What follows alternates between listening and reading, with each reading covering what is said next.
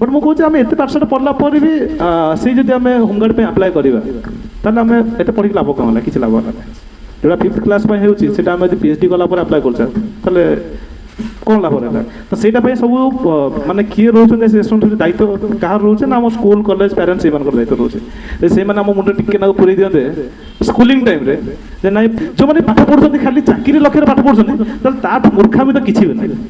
सब मूर्खामी कम है जब मैंने पाठ पढ़ा एजुकेटेड हाँ ना कि चाकरी आशा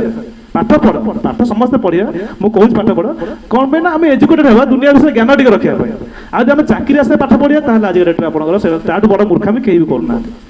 से पाठ पढ़ा टाइम 2 घंटा 3 घंटा 4 घंटा टाइम बाहर करूँ जमी बर्तमान बीटेक कर टाइम अच्छे एवं ठीक अच्छे बट बीटेक कलापर जब पे लगी था फेलोर हो लास्ट 5 वर्ष पर आसला 5 वर्ष भी वेस्ट होता फाइनाली से आसता तो जहाँ से बर्तमान बीटेक कर पड़े आसले ठीक अच्छे भाई बीटेक तो करुच्ची जब भी जब न लगे मोबाइल रिपेयरिंग शिखी दुकान फाट दे सब किसी असुविधा